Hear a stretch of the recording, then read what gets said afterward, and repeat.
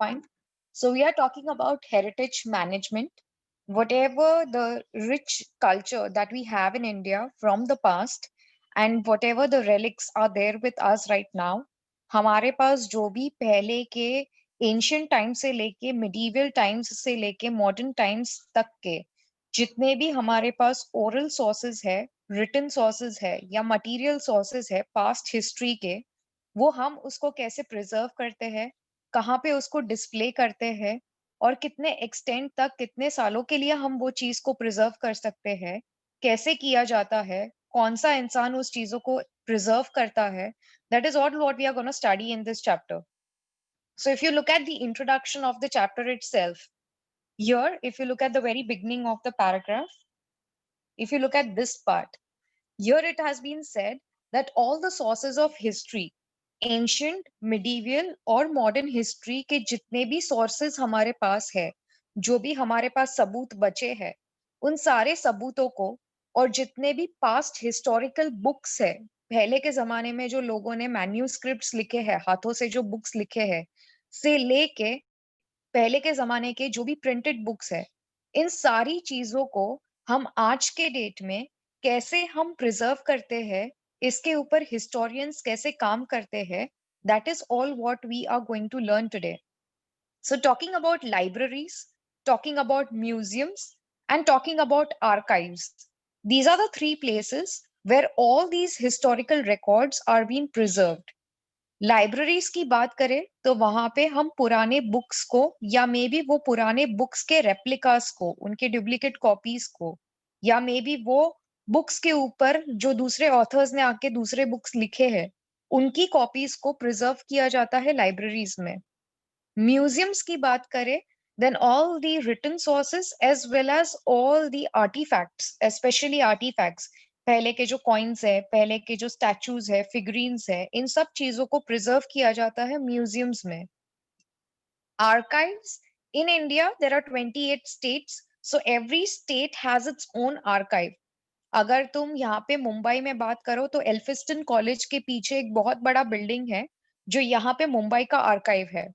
मतलब यहाँ से महाराष्ट्र के और मुंबई के आजू बाजू के एरिया से मिले हुए जितने भी पास्ट रिकॉर्ड्स है, पहले के लिखे हुए जितने भी ग्रंथ है, वो सारे के सारे उसको आर्काइव्स में रखा जाता है.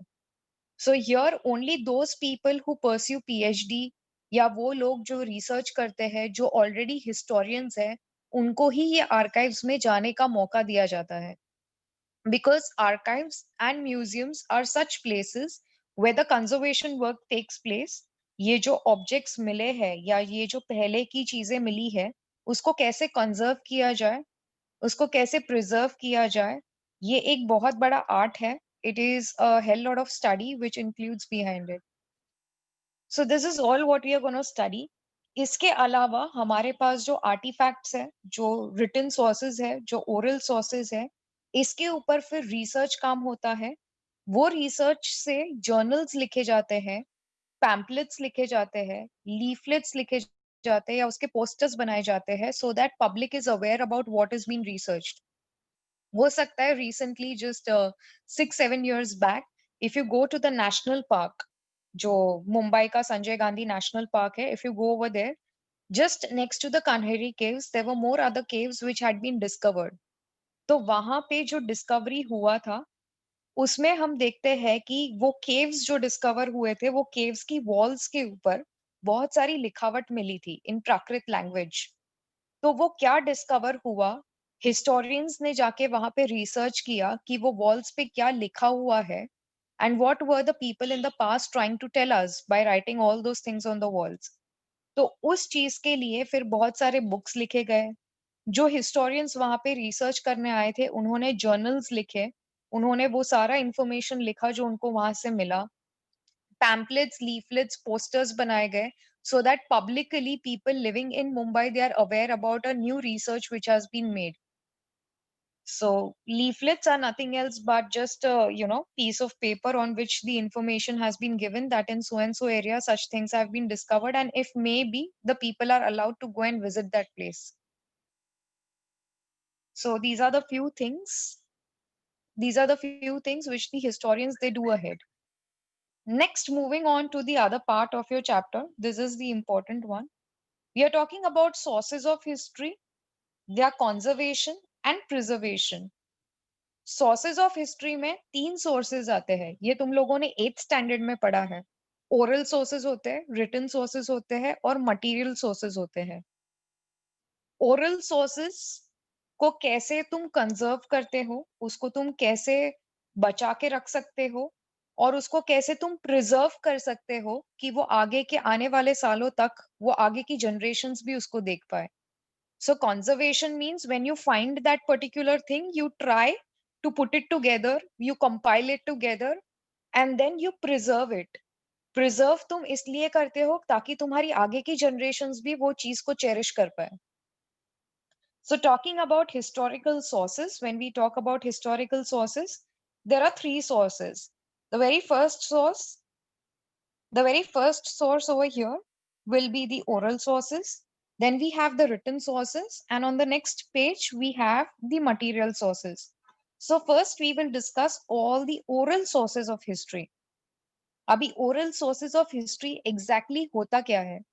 If you look at the Indian history, अगर तुम Indian history को अगर ध्यान से देखोगे, हमारी इंडिया की हिस्ट्री, हमारे जो एविडेंसेस मिले हैं, उस हिसाब से अगर तुम इंडिया की हिस्ट्री में 5000 साल या 8000 साल पहले तुम जाते हो, at that point of time, we see that people used to pass on their knowledge in an oral form from one generation to the other generation. लिखावट कम होती थी, जो भी नॉलेज लोगों के पास होता था, वो नॉलेज वहाँ के लोग, वो ज़माने के लोग, वो पास ऑन करते थे एक जनरेशन से दूसरे जनरेशन को। And this was passed on in an oral form. फिर बहुत सारे जनरेशंस में जब भी ये नॉलेज पास ऑन होता है, तो एक आगे आने वाला जनरेशन बैठ के उस नॉलेज को लिखता है। So that is what you call it as the oral source of history. So collecting and compiling, ये सारे ओरल सोर्सेस के डॉक्यूमेंट्स को कलेक्ट करना, उसको कंपाइल करना, एक साथ लेकर आना, इसको ये ओरल सोर्सेस में क्या-क्या आता है, तो ये फोक सॉन्ग्स होते हैं, फोक टेल्स होती है। The best example what I can give you over here is of Mahabharat. Mahabharat अगर देखा जाए तो ये 1,00,000 वर्सेस का एक पोएम लिखा गया है। And this poem has not just been written down by one person. ये एक पूरा एक ट्राइब था, भरता ट्राइब था और ये भरता ट्राइब के जो लोग थे, इन्होंने एक जनरेशन से दूसरी जनरेशन के बाद, सालों के बाद, उन्होंने ये सारे 1,00,000 वर्सेस को कंपाइल किया है और फिर महाभारत नाम का एक पूरा डॉक्यूमेंट बाहर आया है। तो ये जो फ़ोक सॉन्ग्स है या ये जो folk tales means these are tribal stories and folk songs are nothing else but the tribal songs which are being sung, the poems. तो ये जो फ़ोक सॉन्ग्स और फ़ोक टेल्स है, जो ओवर द टाइम ये पूरे कंपाइल किए गए हैं, लिखे गए हैं, इन सबको क्लासिफ़ाई करना, इन सबको समझना कि किसने इस चीज़ को लिखा है, क्लासिफ़ाई करने के बाद इस चीज़ को एनालाइज़ करना that what are they exactly trying to tell us and then to interpretate it, फिर उस चीज को तुम एक्सप्लेन करो। तो पहले क्लासिफाई करो कौन से जमाने से आया है, फिर उसको एनालाइज करो, पूरे चीज को तुम गो थ्रू करो और फिर एंड में उस चीज का एक इंटरप्रिटेशन दो, उसको एक्सप्लेन करो। This is how you actually preserve N oral source of history. Moving ahead with the next point, here they are saying that publishing the results of respective research, जो भी oral sources के ऊपर research हुआ है, उसको end में publicly उसको display करना चाहिए। इंडिया के लोगों को ये पता होना चाहिए कि जो भी कुछ हमने research किया है, वो research का end में क्या result है, उस document को कहाँ रखा गया है, कैसे रखा गया है, उस सब चीज़ों के बारे में लोगों को पता होना चाहिए। अभी जो इंसान ऐसे ओरल सोर्सेस को कंजर्व करता है और प्रिजर्व करता है, वो इंसान को ये सारी चीज़ों का नॉलेज होना बहुत ज़रूरी है। तो हम किसी भी आम आदमी को ये नहीं बोल सकते कि जा भई जाके तू ओरल सोर्सेस ऑफ हिस्ट्री को तू जाके कंजर्व कर और प्रिजर्व कर। ये ले 50,000 साल पहले का एक डॉक्यूमेंट मिला है, जिसमें कुछ लिखा गया है। Just see what you think about it. We just can't hand over such a rich source of history to anybody. For that, the person whom we hand over such a thing, he needs a training in all these things. उसको ये सब चीजों का knowledge होना चाहिए, ये सारी fields का उसको knowledge होना चाहिए. So we'll discuss each of these streams in detail. उस इंसान को किस किस चीजों का knowledge होना चाहिए. सबसे पहले he should have the knowledge of sociology and anthropology. So what is sociology? Sociology का मतलब ये है उस इंसान को सोसाइटी के डेवलपमेंट का हिस्ट्री पता होना चाहिए. We humans, we live in a society. एक पूरा का पूरा सोसाइटी है जिसमें हम रहते हैं. ये पूरा सोसाइटी ओवर द टाइम कैसे इवॉल्व हुआ है, इसका कल्चर कैसे इवॉल्व हुआ है, इसको हम सोशियोलॉजी बोलते हैं. Next is anthropology. उसको एंथ्रोपोलॉजी का नॉलेज होना चाहिए.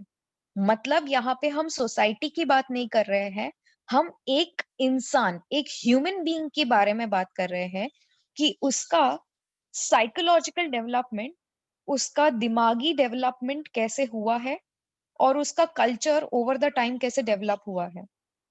So it is through sociology and anthropology that a person will understand the oral sources of history. Now, the second point over here is that the person should also have the knowledge of social psychology. एक सामाजिक विचार कैसे होते हैं, ये सामाजिक विचार over the time कैसे इवॉल्व हुए हैं, ये कल्चर कैसे इवॉल्व हुआ है, उसका भी नॉलेज उसको होना चाहिए. At the end, he should also have the knowledge of mythology and linguistics. Mythology, अभी तुम इंडिया में तुम पास्ट डिस्कवरीज की अगर बात करते हो, okay, the artifacts which we have found over the time, we have found Vedas, फिर हमें पुराण हमने देखे हैं. उसके अलावा then we have come across Bhagwat Gita, we have come across epics like Ramayan, Mahabharat. So there have been several documents which have been over the time written down in the Indian history. ये सारे documents किसी ना किसी माइथोलॉजी के बारे में बात करते हैं. तो हिंदुइज्म का माइथोलॉजी बहुत अलग है, उसकी स्टोरी लाइंस बहुत अलग है. जैनिज्म की स्टोरी लाइंस बहुत अलग है. बुद्धिज्म की स्टोरी लाइंस बहुत ही अलग है. तो उस इंसान का एक्सपर्टीज होना चाहिए ये माइथोलॉजीज में कि हर एक धर्म, हर एक रिलीजन का स्टोरी लाइन क्या है. Plus he should be very well aware about linguistics. उसको भाषाएं आनी चाहिए. वो भाषाओं का स्क्रिप्ट क्या है वो उसको पता होना चाहिए. उसकी लिखावट कैसे होती है वो उसको पता होना चाहिए. For example, when you talk about Hinduism, तो हिंदुइज्म में तो देवनागरी स्क्रिप्ट यूज होती है.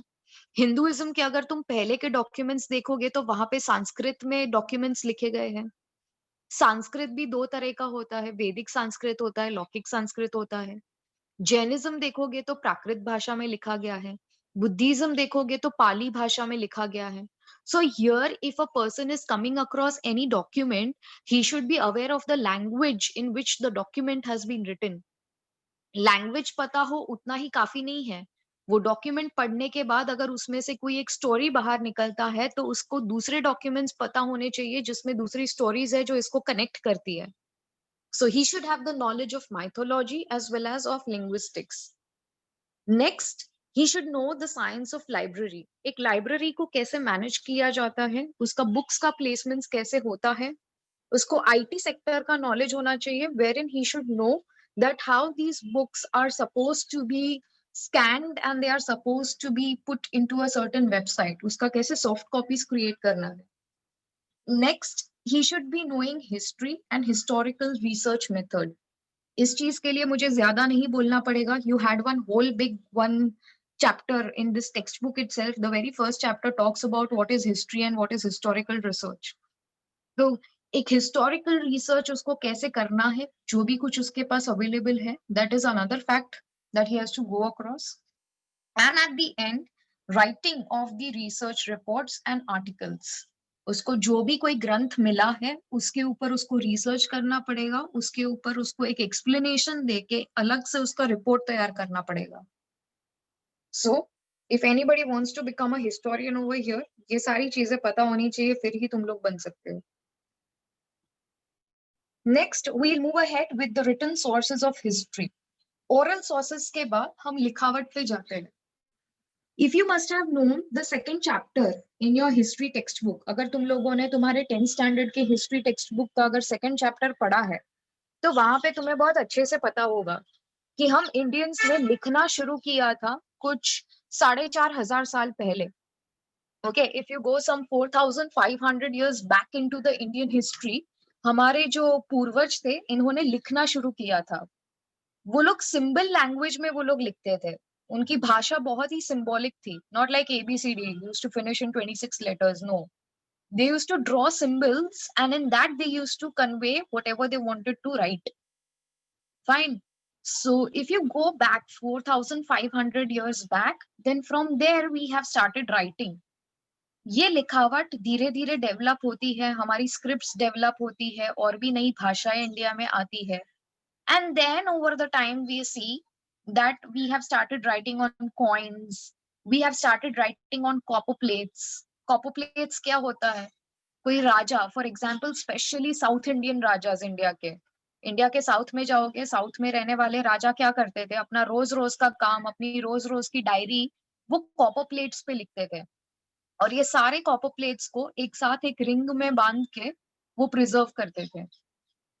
So writings have been seen on coins, they have been seen on copper plates. These writings, these inscriptions, they have also been seen in the official records. राजा अपने दरबार में जो भी कुछ ऑफिशियल वर्क करता था, उसके ऑफिस रिकॉर्ड्स, उसके एडमिनिस्ट्रेशन के रिकॉर्ड्स, पर्सनल करस्पॉन्डेंसेस, वो टाइम पे जो लेटर्स एक्सचेंज किए गए थे, the Kings and the queen's and the public in those days, the letters which they used to exchange, the kings who used to write down their diaries, and on top of that, all the historical books which have been written. The best example, again, which we can pick up from the second chapter of your history syllabus, is Tariq-e-Firoz Shahi. Tariq-e-Firoz Shahi, ये book लिखी थी जियाउद्दीन बारानी ने, and this has been written somewhere around 1500 years back in the Indian history. तो ये तारीख फिरोज शाही जियाउद्दीन बारानी लिखता है एक राजा पे, उसकी बायोग्राफी लिखता है. So such historical books which have been written down in Persian language and Urdu language, all the old books which we have today, the manuscripts, हाथों से लिखी गई, इंसानों ने जो books लिखी है, scripts लिखे हैं वो, the pictures and the photographs which we have till date. Britishers के जमाने में इंडिया में कैमरास आते हैं, तो वो जमाने में जो पिक्चर्स क्लिक किए गए हैं, how do we get to know the British history? Mahatma Gandhi का फोटो दिखता है, इंदिरा गांधी का फोटो दिखता है, जवाहरलाल नेहरू का फोटो दिखता है, वर्ल्ड वॉर 1, वर्ल्ड वॉर 2 के भी फोटोग्राफ्स दिखते हैं. With that we understand the history of some 100-200 years back. So these are all the written sources of history which we need to preserve. अभी इनको तुम प्रिजर्व कैसे करोगे? Then there is a proper mechanical process, there is a proper chemical process through which you need to preserve, you need to conserve all the sources of written history. अभी जब भी तुम्हारे पास कोई ग्रंथ आता है, अभी ये 50 से फॉर एग्जांपल ये 3000 साल पुराना अगर ये डॉक्यूमेंट है, तो उसके पेपर्स तो सड़ने लगे होंगे, एंड मोर देन दैट उसको केमिकली उसके अंदर काम करके, वो पेपर्स के ऊपर कोई केमिकल्स लगा के उसको प्रॉपर्ली क्लीन करके अगर हम उसको प्रिजर्व कर दे, उसको कंजर्व कर दे, तो आगे आने वाली जनरेशंस भी उस डॉक्यूमेंट को देख पाएगी. This is wherein you ascertain the value of that historical document. जो डॉक्यूमेंट तुम्हारे हाथ में आया है वो कितने साल पुराना है, उसका हिस्टोरिकल वैल्यू क्या है, इससे तुम्हें पता चलेगा. And at the end, you exhibit these documents in the museums, in the archives. वहां पे जाके तुम ये documents को फिर exhibit करोगे ताकि लोग आके उस चीज को देख पाए. When people they start seeing these documents, they will now have their own interpretation. जब ये लोग इन documents को पढ़ना शुरू करेंगे, किसी और historians के हाथ में लगेंगे ये documents, तो वो और इस पे अपना इंटरप्रिटेशन, अपना एक्सप्लेनेशन देंगे और इसके ऊपर वो अपने रिसर्च रिपोर्ट्स फिर लिखेंगे. So these are the written sources which we are talking about. Now how means who will be that person who will preserve such written sources? सबसे पहले जो इंसान ये written sources के साथ डील करता है, उस इंसान को स्क्रिप्ट्स का नॉलेज होना बहुत ही जरूरी है. That person should know the scripts very well. For example when we talk about a Brahmi script, अभी स्क्रिप्ट क्या होता है पहले वो समझना। हम जब भी हिंदी भाषा बोलते हैं तो ये हिंदी भाषा लिखी भी जाती है। And when we talk about Hindi, Hindi language has a different accent throughout India. तुम इंडिया के किसी भी कोने में जाओगे, हिंदी बोलने का जो एक्सेंट है वो चेंज होता है। भोजपुरी हिंदी होता है, फिर ओडियाई हिंदी होता है, मुंबई का हिंदी तो कुछ और ही है।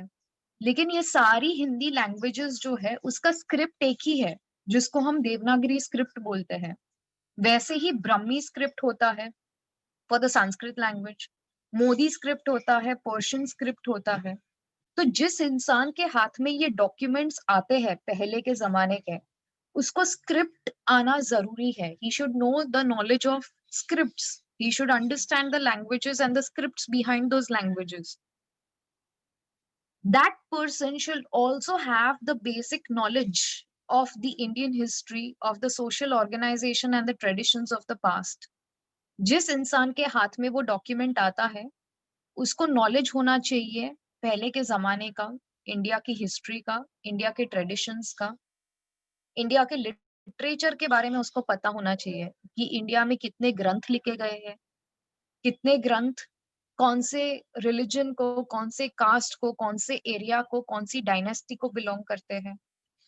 He should also have the knowledge of dynasties. India में इतने सालों में कितने सारे राजाओं ने इंडिया पे रूल किया है। So over the time, we have had thousands of kings who have ruled over India. In fact, even when the Britishers they left India, India had more than 565 kings inside the country. तो ये राजाओं की dynasties, ये राजाओं की जो family lines है, ठीक है, उनकी जो रॉयल फैमिलीज है, उनके बारे में उसको नॉलेज होना चाहिए। ये राजाओं का एडमिनिस्ट्रेटिव सिस्टम कैसा था, वो अपने किंगडम्स को कैसे चलाते थे। He should have all the knowledge, all the basic knowledge of the past, and that is how he can work out further.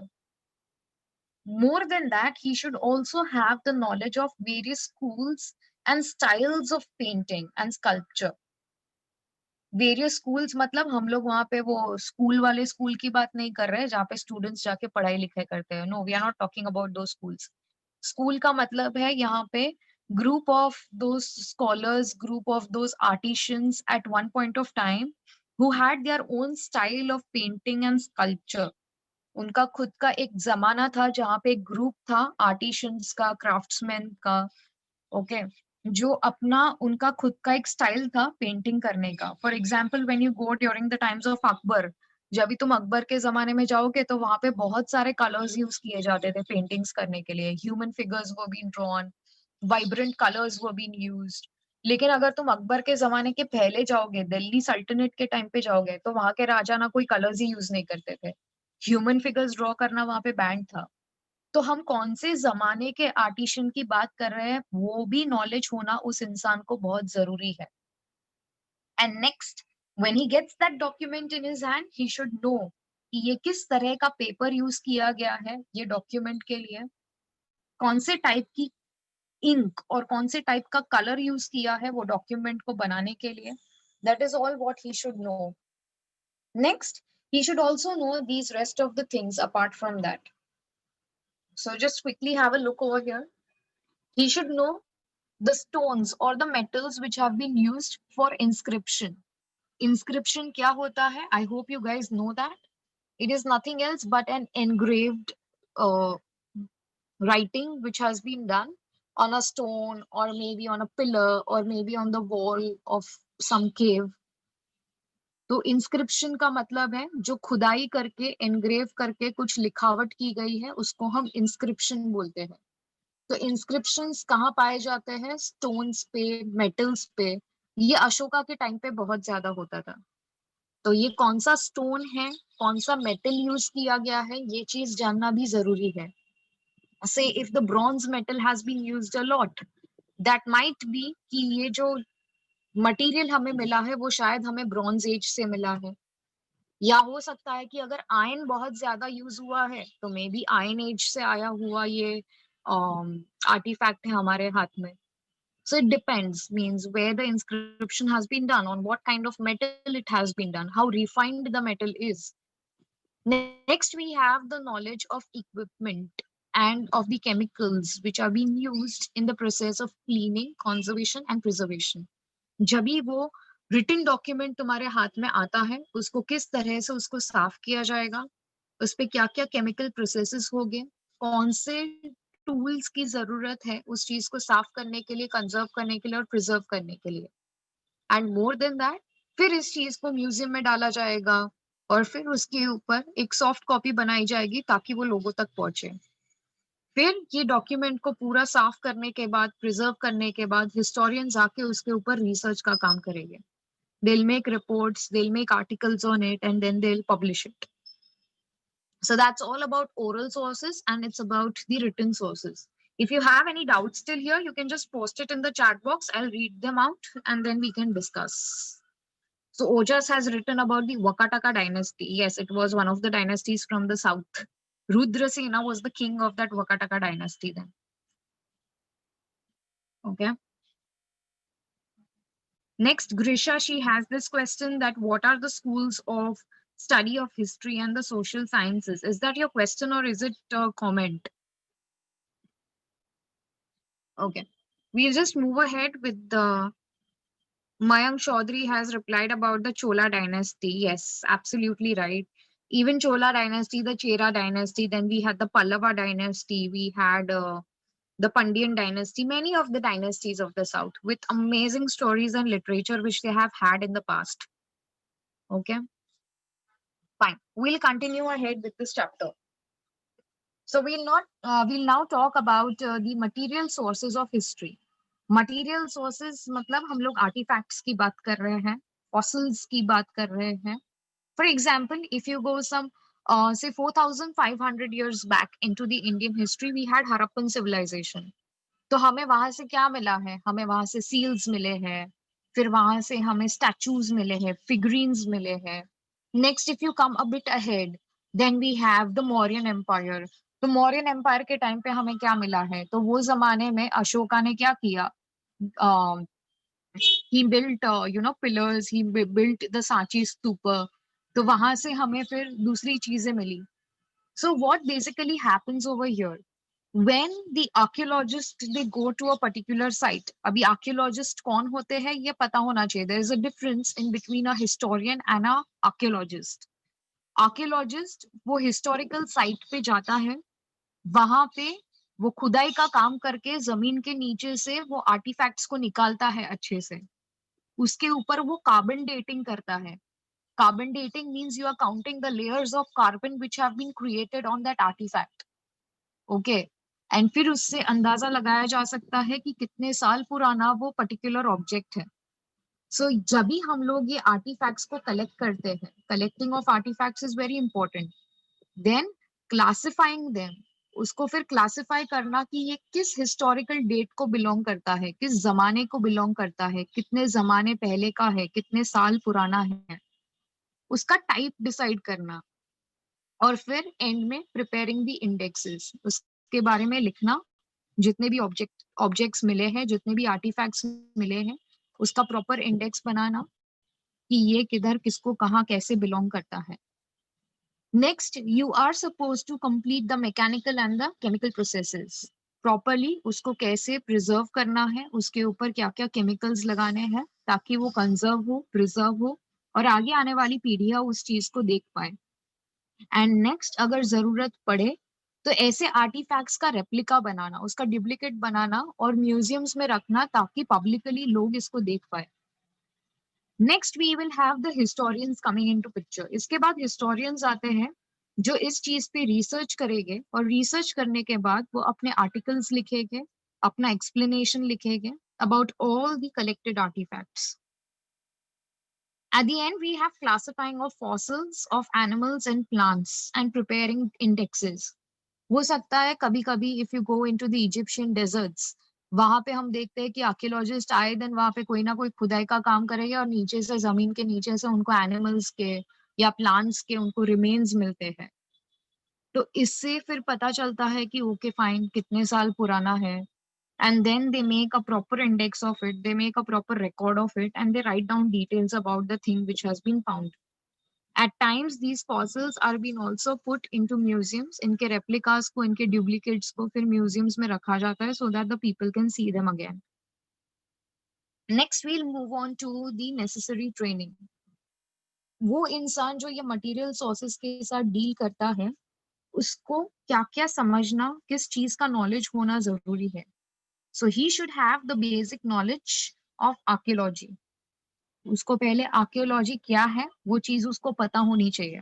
There is a lot of difference. History में historical research करने के लिए सिर्फ historians नहीं होते हैं. Historians के अलावा आर्कियोलॉजिस्ट होते हैं, सोशियोलॉजिस्ट होते हैं, लिंग्विस्टिक्स होते हैं, फिर उसके बाद देयर आर न्यूमिस्मैटिस्ट. तो ऐसी बहुत सारी स्ट्रीम्स है हिस्ट्री में. तो आर्कियोलॉजी का, साइंस का नॉलेज होना उस इंसान को बहुत जरूरी है जो मटेरियल सोर्सेस के साथ डील कर रहा है. More than that he should also be aware about the history of ancient civilizations. History of ancient civilizations का मतलब ये है 5,000 साल, 20,000 साल पहले की जो सिविलाइजेशंस थी उसके बारे में उस इंसान को नॉलेज होना चाहिए. So long ago, when India, some 4,000, 5,000 years back, when we had Harappan civilization in India, world wide अगर तुम देखोगे तो वही जमाने में 5,000 साल पहले हम देखते हैं कि टाउन्स और सिटीज थे इजिप्ट के नाइल रिवर के पास, मेसोपोटामिया में जिसको आज के डेट में हम ईरान इराक बोलते हैं एरिया. एंड फिर उसके अलावा if you come down to China, we had river Yangtze and Huang Ho. वहां पे भी सिविलाइजेशंस थे, वहां पे भी सिटीज बने हुए थे. So it was not just India who had an ancient civilization in the past. But while India was having an ancient civilization in the past, there were many other places around the world where the civilizations were being seen. तो इस चीज का knowledge होना उस इंसान को बहुत जरूरी है जो ये मटेरियल सोर्सेस के साथ डील करता है. Next, he should also be aware about the materials which have been collected. Say for example, उसके हाथ में कोई कॉइन आया है जो कुछ 4,000 साल पुराना है. तो ये जो कॉइन है उसका जो मेटल यूज किया गया है वो इंडिया के किस इलाके से ये मेटल उठाया गया है उस चीज का नॉलेज उसको होना चाहिए. पत्थरों के बारे में, मिनरल्स के बारे में, मेटल्स के बारे में, क्ले के बारे में, मिट्टी के बारे में उसको नॉलेज होना चाहिए कि ये कौन से एरिया को बिलोंग करता है, किस रीजन को बिलोंग करता है. उसकी केमिकल प्रॉपर्टीज उसको पता होनी चाहिए. Knowledge of equipment and chemicals is also necessary. Artifact को प्रिजर्व करने के लिए, उसको कंजर्व करने के लिए उसके पीछे कौन से केमिकल्स की जरूरत पड़ती है, इक्विपमेंट्स की जरूरत पड़ती है, उस चीज का नॉलेज भी उसको होना चाहिए. उस जमाने के जो आर्टिशियंस थे, जो क्राफ्ट्समैन थे, वो क्या स्टाइल का आर्ट यूज करते थे उसका नॉलेज उसको होना जरूरी है. Okay. And at the and he should also have the knowledge. At the end, he should also have the knowledge and the skills of making the replicas. मतलब जो आर्टिफैक्ट उसके पास है उस चीज का उसको डुप्लीकेट बनाना भी आना चाहिए. More than that, he should also have the knowledge of the various approaches of management and exhibitions in the museums, galleries, and information technology.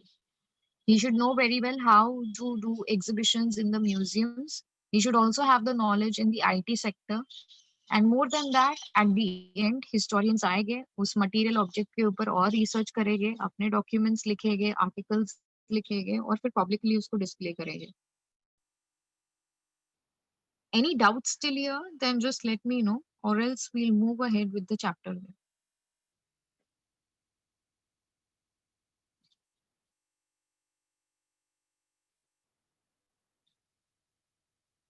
So there is a question being asked by Grisha.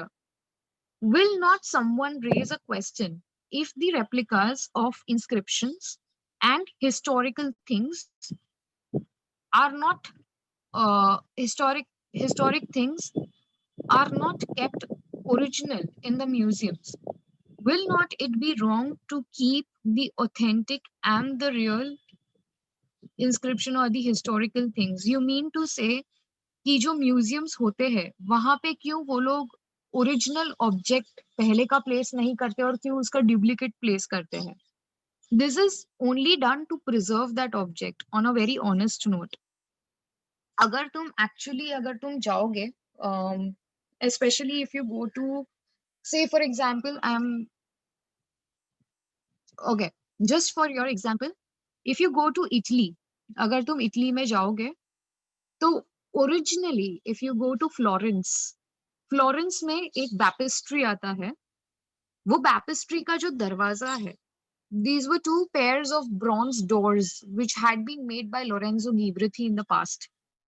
तो कुछ 1500 साल पहले Lorenzo गिब्रिती नाम का एक artist था जिसने ये दो पैर बनाए थे ब्रॉन्ज डोर के, और उसको बनाते बनाते 20 साल तभी लगे थे। So these were a very authentic thing which had been given, it had been kept. आज के जमाने में अगर तुम फ्लोरेंस में जाओगे वही बैपिस्ट्री के पास, वहां पे वो दो ब्रॉन्ज पैर जो है दरवाजे के, उसका डुप्लीकेट वहां पे प्लेस किया गया है, and the original ones they have been placed in a museum. ये चीज को पर्पसली किया जाता है कि जहां पे पब्लिक का हाथ पहुंच सकता है और वो चीज को प्रिजर्व करना बहुत ही ज्यादा जरूरी है। And say maybe it is very vulnerable to the atmosphere, to the environment, or maybe even to the human touch. तो उसके वजह से उस ऑब्जेक्ट को प्रॉपरली प्रिजर्व किया जाए किसी टेम्परेचर में या कोई इंसानों से दूर, तो वैसे किया जाता है और उसका रेप्लिका रखा जाता है लोगों के सामने। So there is nothing wrong in that. The original artifacts are together kept in one place then. इसीलिए तो लाइब्रेरीज और आर्काइव्स के बीच में डिफरेंस है अगर तुम देखोगे तो। If you go to the Asiatic library which is there in south Bombay, तो वहां पे तुम्हें बहुत सारे पुराने बुक्स मिलेंगे, but these old copies of books which are there, they are not the original ones. The original ones you will find it in Elphinstone, behind the Elphinstone college archives.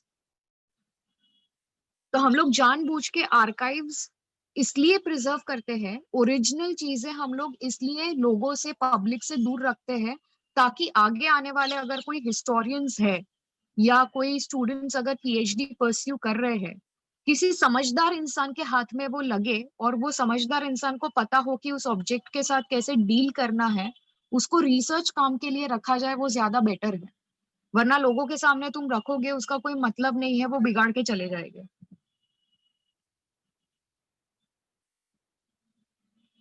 Okay. Next, there is another question which has been asked. I hope that question has been answered. Okay. Next, there is another question which has been asked by Yadav. He is asking, what is the meaning of preparing index? So, what is the meaning of preparing index? Okay. Preparing index का मतलब यहाँ पे है, हो सकता है एक site है और वो साइट पे हमें बहुत सारे आर्टिफैक्ट्स एक साथ मिले हैं। It's not just one or two things that we have found. We have found a lot many things together. So Jabi, for example, I will tell you this thing. जबी Harappan city का पूरा excavation जबी हुआ था, तो just imagine in acres of land mass, पूरा का पूरा जमीन का जब खुदाई हुआ तो अंदर से पूरा एक शहर बाहर निकला, और उसमें बहुत सारे कॉइन्स, बहुत सारे सील्स, बहुत सारे रिटन स्क्रिप्ट्स, बहुत कुछ अंदर से मिला था उनको। बहुत सारे पॉट्स मिले थे, बहुत सारे फिगरीन्स मिले थे। तो उन्होंने क्या किया, उन्होंने सारी चीजों को सेपरेट किया एक दूसरे से, एक एक चीज को समझा, और वो एक एक चीज के लिए उन्होंने पूरा एक इंडेक्स बनाया, जहाँ पे जो भी चीज मिली है उसका कार्बन डेटिंग किया, वो क्या स्टैचू है, किस चीज से बना हुआ है, प्रॉपरली कॉलम्स बना के उन सारे आर्टिफैक्ट्स को कलेक्ट करके उसको एक पूरे इंडेक्स फॉर्म में, रोज और कॉलम्स के फॉर्म में उन्होंने पूरा उसका डिस्क्रिप्शन दिया। That is what you call it as preparing index. There is a question by Malhar, what is figurine? Figurine का मतलब होता है statue.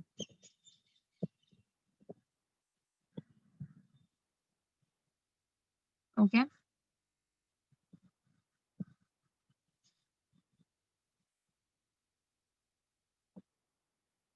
Next, we'll go ahead.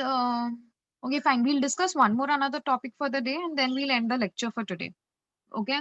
So here they are talking about some of the most famous museums in the world. So the very first one, which you can see here, it is the Museum of Louvre. Lower का ये जो museum है, it is there in France, where we see that the frame of Mona Lisa, the painting of Mona Lisa has been placed over there. Now talking about Mona Lisa, this painting had been made by Leonardo da Vinci. ठीक है, उसका नाम इधर दिया हुआ है. I know you must have heard this name before, I guess in your 8th standard. 8th standard में इसका नाम आया है. ठीक है. So if you look at the name, here the name of the painter has been given. His name is Leonardo da Vinci. Leonardo da Vinci ने ये painting, उनकी जिंदगी की ये लास्ट पेंटिंग थी जो उन्होंने बनाई थी. ये उनकी जिंदगी की वो लास्ट पेंटिंग थी उन्होंने जो बनाई थी when he was there in France. Actually speaking, Leonardo da Vinci has spent his entire life in Italy. उन्होंने अपनी पूरी जिंदगी इटली में बिताई है. लेकिन इटली देश को छोड़ के फिर वो चले जाते हैं फ्रांस में. And by the time he reaches France, the last painting which he made of his life was Mona Lisa. Now, talking about Leonardo da Vinci, he was a very famous painter already in Italy, and by the time he reaches France, तो France में वो shelter लेते हैं. वहां पे एक राजा थे जिनका नाम था Francis the one. He used to give patronages, he used to give donations. वो पैसे देते थे लियोनार्डो डा विंसी को, और फिर हम देखते थे लियोनार्डो डा विंसी उनके लिए काम करते थे. एंड मोर देन दैट, ये राजा ने पहले भी पूरे के पूरे फ्रांस में बहुत सारे दूसरे पेंटर्स को भी पैसे दिए थे ऐसे पेंटिंग्स बनाने के लिए, ऐसे स्टैचूज बनाने के लिए. So all of them today they have been stored, they have been exhibited in that museum of France. So in and all there are 3,80,000 such artifacts which you can see in that museum which is there in France in the city of Paris. France में जब तक Napoleon Bonaparte होते हैं, today you people should know this that Napoleon Bonaparte, he was as powerful as Britishers. तो France और Britain, अगर देखा जाए तो ब्रिटेन ने इंडिया पे रूल किया है. अगर नेपोलियन बोनापार्टे एंड में जीत जाता और वो अगर जिंदा होता तो शायद आज इंडिया पे रूल फ्रेंच लोग करते और ब्रिटिश नहीं. तो नेपोलियन बोनापार्टे तक के जितने भी पेंटिंग्स, जितने भी आर्टिफैक्ट्स हैं, ये सब के सब they have been stored in this museum. So whenever you visit France, in Paris, for sure you need to go to this museum where the painting of Mona Lisa has been kept. And along with that, you should see these 3,80,000 other artifacts which have been displayed over there. Okay? You can go ahead and watch documentaries about Leonardo da Vinci, amazing artist. He was not just a painter, he was a writer, he was also a musician, he was also a scientist. You tell as many talents that he had within him. So you can go and watch his documentaries on YouTube. There are many of them which have been put over there. Okay. In case if you have any doubts, you can just post it in the chat box. And if not, then you guys can leave for today. So the correct pronunciation, Yash has asked it. Is it Vinci or is it Vinci? Both of them are right. Okay.